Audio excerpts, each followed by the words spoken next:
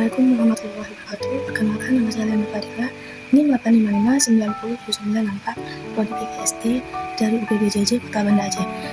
Dan pada kesempatan ini saya akan menjelaskan bagaimana filsafat ilmu menguasai dan memperkuat eksistensi keilmian serta nilai-nilai dalam ilmu pendidikan. Nah, satu ini filsafat ilmu memastikan pendidikan memiliki objek kajian yang jelas, serta punya arah dan tujuannya masing-masing, dan eksistensi yang diakui sebagai disiplin ilmiah. Nah, kedua ini mengawasi dan memperkuat keilmiannya. Filsafat ini itu sangat memastikan metode yang digunakan dalam ilmu pendidikan tidak dilakukan secara asal-asalan, tapi harus berdasarkan penelitian. Filsafat ini juga bisa membantu membentuk nilai dan moral karakter peserta didik.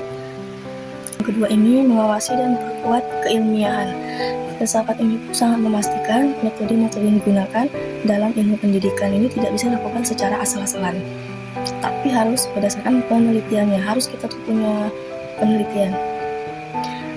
Filsafat ini juga bisa membantu membentuk nilai, moral, karakter peserta didik seperti tanggung jawab, kejujuran, kedisiplinan, dan kerjasama. Tiga ini memperkuat nilai pendidikan. Filsafat ini dapat menegaskan bahwa pendidikan tidak bebas nilai dan tujuannya, harus mengarahkan dan diarahkan agar ilmu pendidikan diterapkan untuk tujuan kemanusiaan dan etika. Nah, yang kedua ini pendidikan itu sangat bermakna ya, karena di sini tuh mampu memberikan pengalaman belajar yang bermanfaat bagi kehidupan peserta didik dan masyarakat. Pembelajaran ini bukan hanya isi teori saja, tapi bisa dikaitkan dengan kehidupan sehari-hari, agar siswa dapat memahami pembelajaran kita. Nah, contohnya itu dalam kehidupan sehari-hari, guru bisa menggunakan pelajaran matematika, menyuruh siswa membeli jajan di kantin dan menyuruhnya menghitung uang dan mengukur barang di sekitar. Nah, nanti di sini bisa belajar yang efektif dan sesuai kebutuhan peserta didik. Yang nomor 3 ini filsafat ilmu sebagai pisau analisis. Di sini ada ontologi. Ontologi ini membahas tentang hakikat yang ada, dasar suatu ilmu dalam pendidikan. Ontologi ini digunakan untuk memahami tujuan pendidikan dan siapa peserta didik itu. Dalam asumsi pendidikan ada pertanyaan, apa itu belajar? Nah, di sini kita mengalami perubahan perilaku, perubahan pemahaman, atau transformasi diri.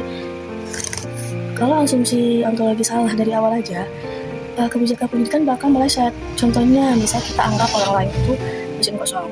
Berarti pendekatannya itu ceramah dan hafalan, harus ada ceramah dan hafalannya. Bisa ontologi ini mengharuskan kita untuk cek ulang asumsi itu. Nah, yang kedua ada epistemologi. Epistemologi ini membahas cara memperoleh pengetahuan dalam pendidikan. Apa manfaat ilmu bagi kehidupan? Yang ketiga ada aksiologi. Aksiologi ini membahas tentang nilai dan manfaat ilmu pendidikan. Harus punya manfaat sih bagi diri sendiri maupun masyarakat. Tanpa aksiologi, pendidikan jadi teknikal doang sih, pintar cara metode aja, tapi nggak jelas tuh mau dibawa kemana. Dan buat kebaikan siapa? Kita pun nggak tahu tuh buat kebaikan siapa kan. Nah, kenapa di sini tuh disebut pisau analisis? Ketiganya itu karena mereka ini tuh kerjasama untuk membedah masalah pendidikan sampai ke akar-akarnya dan sampai tuntas tanpa tersisa sedikit pun. Nah, di sini ada nomor 4 contoh penerapannya. Dalam kurikulum, kita bisa menggunakan kreativitas dan karakter peserta didik. Dalam hal ini tidak hanya diukur pada nilai akademiknya saja, bisa menggunakan metode pembelajaran aktif seperti diskusi, presentasi, agar siswa itu lebih aktif, nggak bengong aja gitu. Nah, dalam kebijakan, pendidikan ini tuh harus disesuaikan dengan kurikulum siswa dan zaman. Apalagi zaman itu saat itu semakin berkembang, maka harus siap kita tuh harus mengikuti perkembangan zaman. Gak bisa kita tuh stuck di situ aja. Oke, makasih atas jawaban saya. Silakan dikoreksi Bapak Ibu.